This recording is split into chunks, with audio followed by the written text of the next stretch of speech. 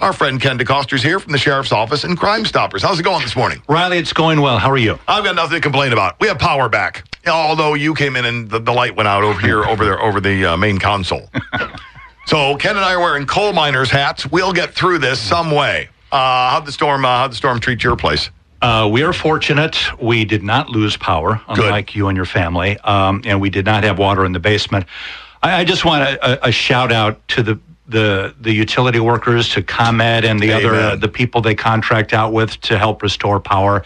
Since you and I last talked, we had a scary event on Wednesday night with tornado warnings in the area, a deluge of rain. And then Friday afternoon, another severe storm that hit the area, down trees. It's been quite a month. I think the month of July, we've had somewhere like 7 or 8 inches of rain. Yeah, we are way above what we would normally get. Mm-hmm. And the ground's at the saturation point, which is why we were talking about, I had a neighbor whose large tree didn't snap, branches didn't come off. It literally tipped over from the ground, and the ground was too wet, and roots and everything came up as this tree fell over onto a house.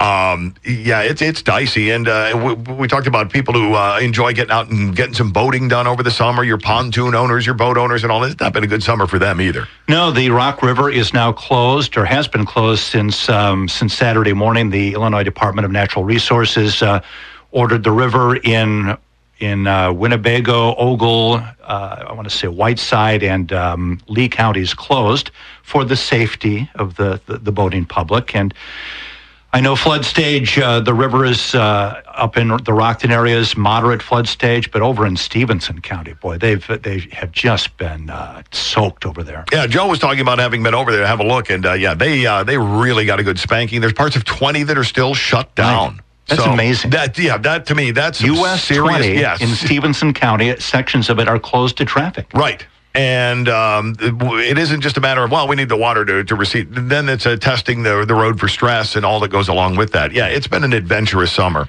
So if you happen to encounter somebody from ComEd, one of these utility workers that repairs downed lines, give them a show of thanks. Yeah, that's a tough job. It is, and my neighbor and I provided a nice counterpoint to one of the ComEd guys that we had crews in our neighborhood, and at one point, I'm guessing it was a supervisor who had come in with a bunch of instructions and then was moving on to the next spot to see to that, and one of my neighbors caught him and was just yelling at him about the fact that, where's my power?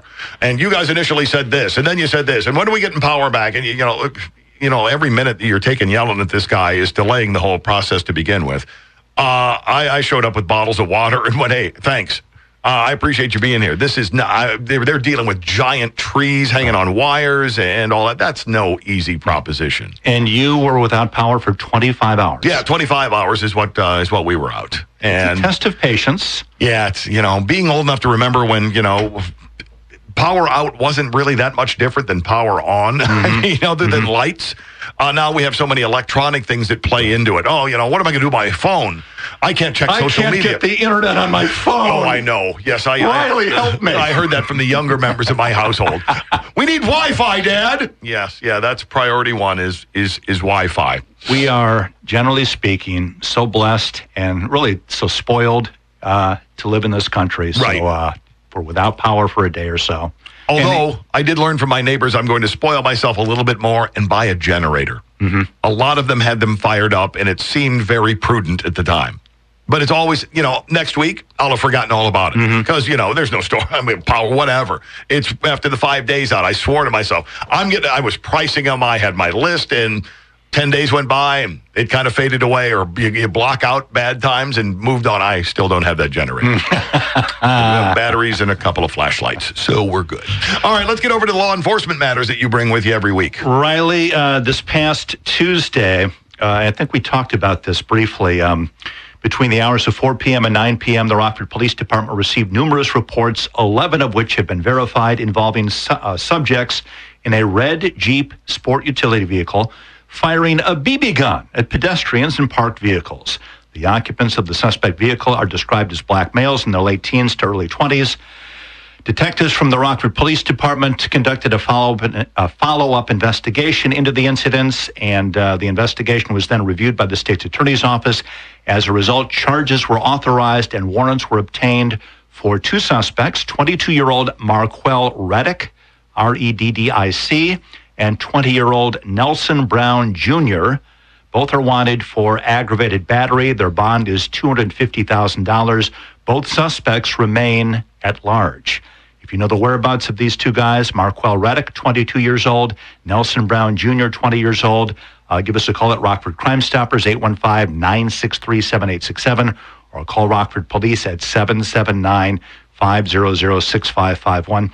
Yeah, I don't know what these people are thinking, but if they're thinking it's shenanigans or whatever, but several people were hurt. Were shot in the face with these BB guns. Right, and the BB guns today aren't quite what they were when you and I were kids, where, low power and a spring shooting it out of the Daisy BB gun. You get the ones that have the CO2 cartridge and more that really send them out. On this past Friday, the 21st, approximately 2 a.m., Rockford Police responded to the 1400 block of Elm Street in reference to a motor vehicle accident.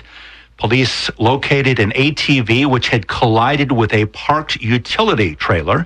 The officers located the operator of the ATV, a 33-year-old man who was unresponsive. Officers began CPR until the Rockford Fire Department showed up, transported the driver of the ATV to a local hospital. The driver of the ATV was pronounced deceased by hospital staff shortly after arrival. It was determined the ATV had no passengers. Anyone with information regarding this accident is encouraged to call the Rockford Police Department Traffic Investigation Unit at 779-500-6552. With all due respect to the guy who died, I'm just wondering, he's out at 2 o'clock in the morning riding an ATV. Yeah, that doesn't seem to be a very prudent course of action. Those things are tricky during the daytime. Yes, and at night when you can't see anything, a little more difficult. Riley, police are still looking for William Upsall IV. He's 28-year-old white male. He's wanted for attempted murder, home invasion, aggravated domestic battery, and domestic battery. The bond is $1 million. Police say shortly after 1 p.m. on Sunday, July 16th, patrol officers from the Rockford Police Department responded to a residence in the 2400 block of Young Street in reference to a domestic battery incident.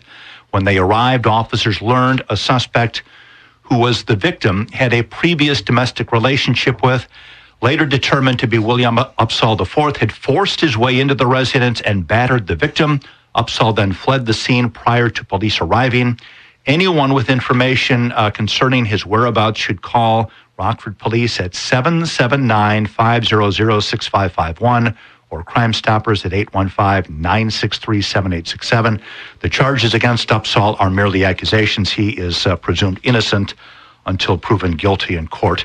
We're also, as I mentioned, looking for Marquel Reddick, 22-year-old black male, 5'6", 205 pounds, wanted for aggravated battery. 20-year-old Nelson Brown Jr., 6 feet tall, 250 pounds, black male, wanted for aggravated battery. And finally, 43-year-old Jason Faust is a white male, 5'10", 185 pounds. He is wanted for retail theft. If you know the whereabouts of any of the individuals we've been talking about, give us a call at CrimeStoppers, 815-963-7867. We do not ask your name. We don't have caller ID. And if you provide us information that leads to the arrest of one of these people, you could be eligible for a cash reward of up to $1,000. Nice. You can also go over to rockfordcrimestoppers.com or download the Crime Stoppers app for your smartphone and help out law enforcement make this a better place. We talked about people who are first responders, firefighters, utility crews who go out when things are a mess. Firefighters in Washington, D.C. say they rescued a guy who fell into his building's trash chute looking for his phone. D.C. Fire and Emergency Services said the man told rescues he leaned into the trash chute to see if he could spot his phone after he tossed his garbage about 3 o'clock in the morning on Sunday. Well, he leaned too far, and he fell in. Guy apparently found his phone down at the bottom and was able to call 911 from inside the trash chute. Video tweeted by the department shows firefighters feeding fresh air down the trash chute to help the man breathe while they worked on a rescue plan.